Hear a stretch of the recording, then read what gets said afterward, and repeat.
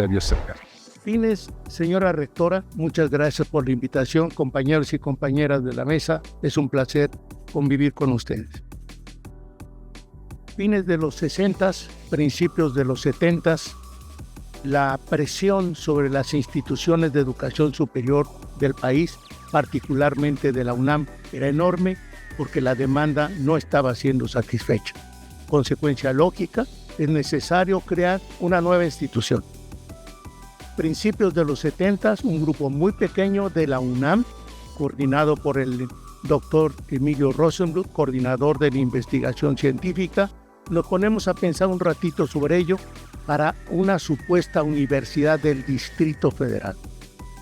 Rápidamente nos pusimos de acuerdo en que esa debería tener ciertas características absolutamente no negociables.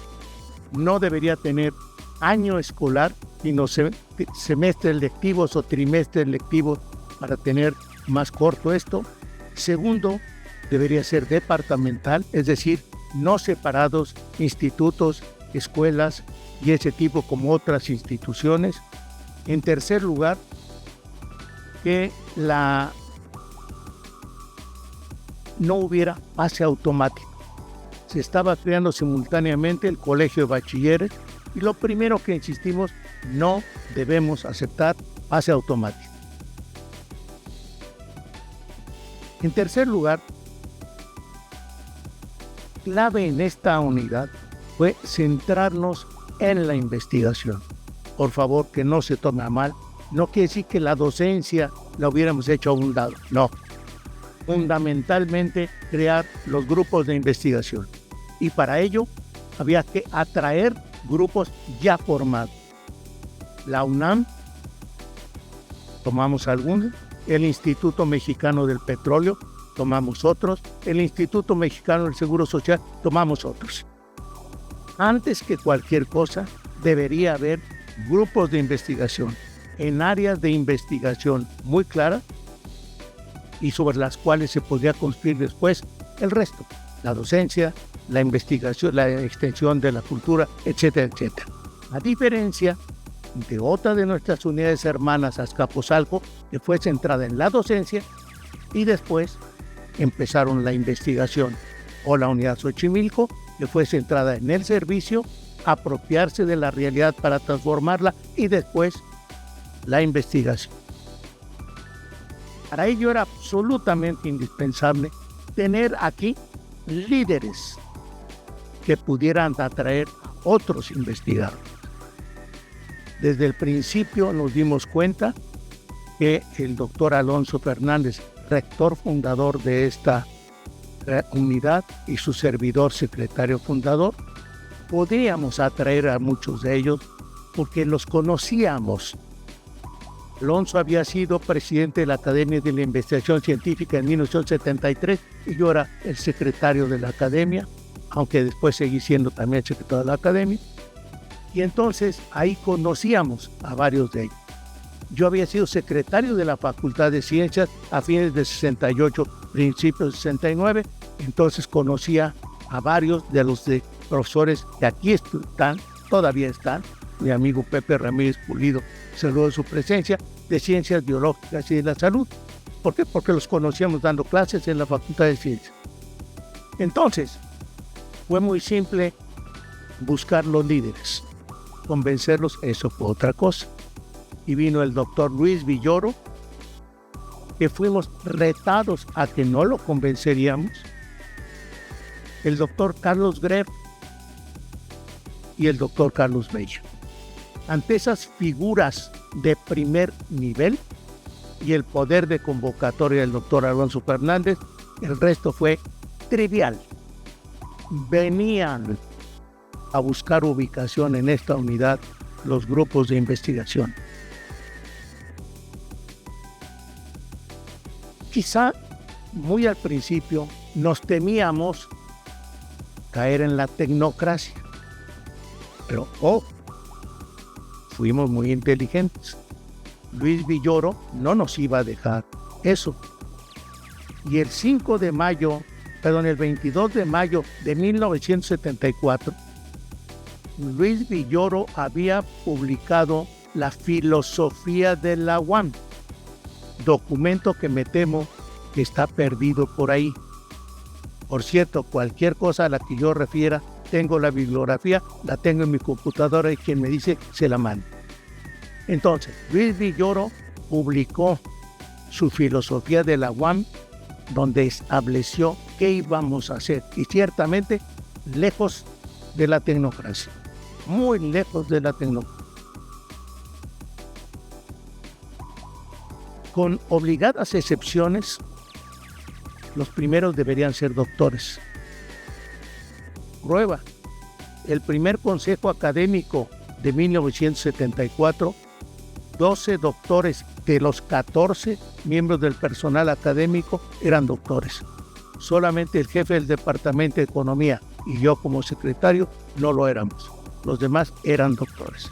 Se privilegió desde el principio que deberían iniciarse con la mayor parte de los doctores, claro, salvo contadas excepciones y obligadas excepciones, y qué bueno que fueron en esas. El resultado neto de esta forma de nacer es que en el segundo informe de labores del doctor Alonso Fernández, él decía, se publicaron 165 trabajos en 2 años. 165 trabajos. Bien, para hacer en alto contraste esto, 10 años después, otra de las divisiones de otra de las unidades, el 70% no estaba asociado a ningún proyecto de investigación.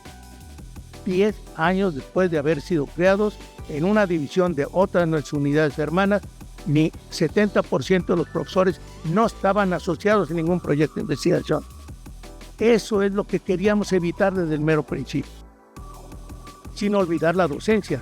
Trajimos a Juan de Oyarzábal, a Héctor Riveros, para que nos metieran en ese asunto de formación de profesores. Pronto, mucho antes de lo que hubiéramos querido, vino la primera perturbación, la creación del sindicato. Por cierto, esto no fue algo que se le ocurrió a alguien por aquí, no, se le ocurrió a la propia autoridad, creando el sindicato blanco, el Consejo Sindical de la UAM, el COSUAM, con un profesor de la Unidad Azcapotzalco, de triste memoria porque luego fue presidente municipal de alguna conurbación y luego estuvo en algún problema. El 20 de diciembre de 1974, a las 7 de la noche, los líderes de aquí estaban siendo convencidos por Porfirio Muñoz Ledo, secretario del Trabajo, de que aceptaran estar en el apartado B y no buscaran el apartado A. Meses después venía el problema sindical, la creación del sindicato y primera perturbación. A mí me tocó, ya entonces secretario general de la UAM, ser el primer negociador con los amigos que estaban creando el sindicato. Algunos hasta la fecha amigos, independientemente que nunca nos pusimos de acuerdo más que cuáles eran las condiciones generales de trabajo del contrato colectivo de trabajo.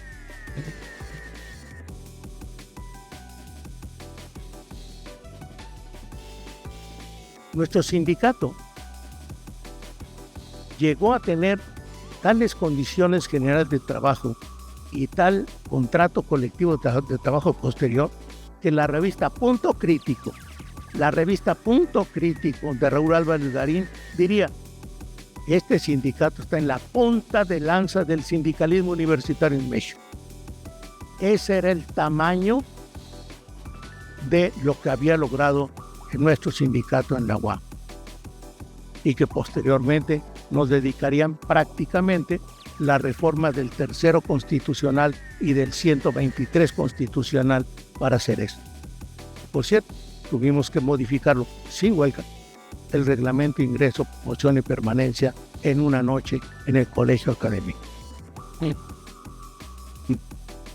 Si a esto le agregamos que había activismo de la izquierda en la UAM, puedo darles todos los panfletos y las revistas del MAP, del PMT, del PRT, del PESUM y de sus comités de base en la UAM, pidiendo las clásicas exigencias de la izquierda.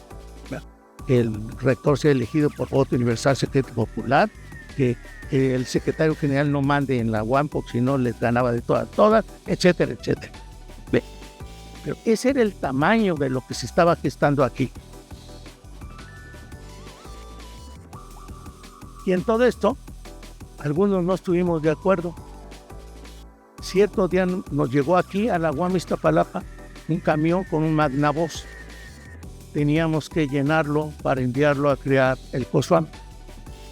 El rector de entonces, el secretario de entonces se negó siquiera tomar el magnavoz, y por ahí pues, por años estuvo el magnavoz en la secretaría de esta unidad, porque me negué a usar eso, porque no íbamos a contribuir a la creación de un sindicato blanco. Estaba profundamente equivocado quien lo hubiera promovido, y en ese entonces el secretario general fundador, doctor en Derecho Laboral. Prevaleció lo básico. Y acabó todo esto, empezaron a surgir las cosas, el ritmo normal, prevaleció la investigación, un equipamiento significativo y luego algo que muy probablemente haya que estudiar. Apareció el tabulador numérico. El tabulador numérico le daba puntos a dar una conferencia, a publicar un libro, publicar un artículo, a ir a no sé dónde, a asesorar quién sabe qué, asesorar quién sabe cuánto. Y entonces ya no era tan apetecible ir a los auditorios. El aliciente de poner puntos ayudó, y hay que estudiarlo, los sociólogos y los politólogos que lo estudien y vean por qué hicimos esto y que sí funcionó. Vengan para acá, regrésense a donde están.